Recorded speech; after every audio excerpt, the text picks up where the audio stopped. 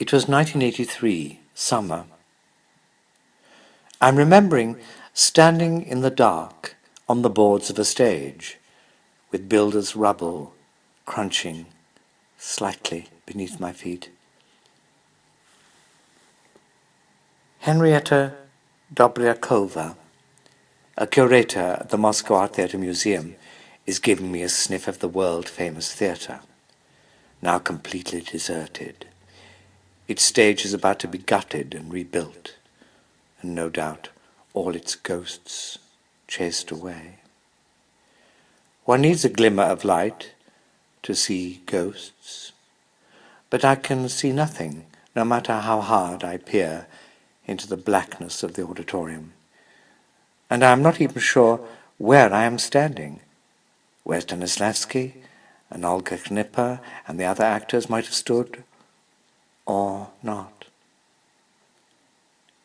In the museum, I have seen photographs of the theatre, and I can imagine it, with its wooden seats and its seagull emblem on the curtain. But I have seen ghosts there too, the results of split seconds of light recording the living presence of actors. Chekhov's widow, Olga Knipper, as Gertrude in Hamlet in 1911, a role in which she was very unhappy. I even photographed part of the very costume she wore.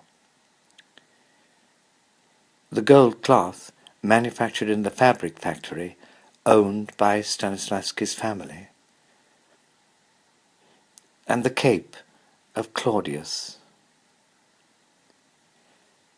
I was in Moscow to research the Gordon Craig Stanislavski production of Hamlet, and later, talking of gold, I looked at Craig's design for the court scene, the first court scene, and having read of his use of gold paper in 1911 on his screens, made a model the better to imagine what the scene might have really looked like.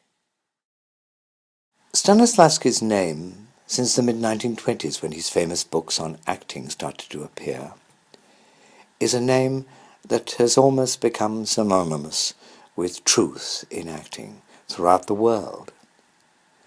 The irony of the facade of his temple to theatrical truth, founded by him and Nemirovich Danchenko, being carefully refurbished with the Communist Party's crest accompanying the seagull, was not lost on me as I stood in the capital of the Soviet Union in 1983, with its fierce censorship and dogma of socialist realism still in full swing. In front of the theatre, I even caught a glimpse of a truck with a piece of scenery on it, a plain canvas flat, perhaps used to mask what the audience was not supposed to see. An innocent preservation of illusion. Stalin found time, whilst running the Soviet Union, to write to Stanislavski when he wanted to advise him that certain plays should not be seen. No doubt it was in this house, this garden, or in this sitting room, that Stanislavski wrote, "What is important to me is not the truth outside myself, but the truth within myself." Let's come across Stanislavski on the search for inner truth from the actor playing the king in the prayer scene in Hamlet. You got down on the ground so conventionally, in so cliché a pose, that it can only result in stagey conventionality and not lifelike truth. Ah, taskmaster. And here he is being encouraging. You see how much closer you are to truth. There are still traces of cliché left. Rip them out too. Besides, you still don't live for the reason Shakespeare wrote the king's words, but rather for the words themselves. You inventory their direct meaning. You illustrate smells to heaven. Find truth in inner realization. Then you can worry about outside truth. These thoughts have been stirred by my reading this week of In the First Circle, or The First Circle by Alexander Solzhenitsyn, the self-censored version of his great book, which the author smuggled out of Russia in 1968. And here is the full version I've just received. I wonder I haven't spent more time in my life reading great books, thick ones. Of course, Solzhenitsyn had first-hand knowledge of arrest, interrogation, and long imprisonment. He'd written a letter to a friend when he was serving during the war, criticizing Stalin's handling of the campaigns.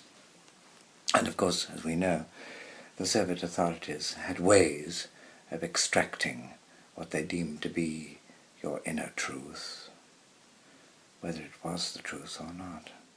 Still, one of the most striking episodes of the book, for me, is that in which we find Stalin himself, the 70-year-old ailing insomniac, alone outside Moscow in his private office in the small house.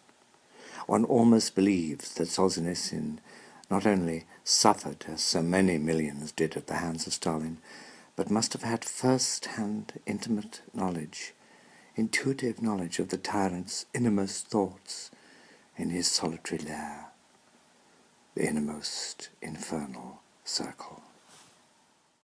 I was befriended in the street by a young man one day who offered to help me to see things.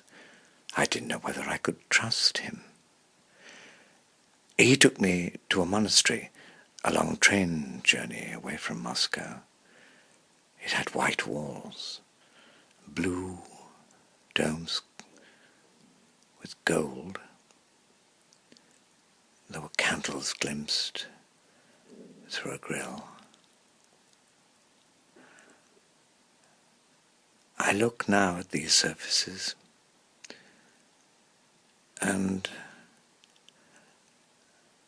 wonder what's inside them, as I did then.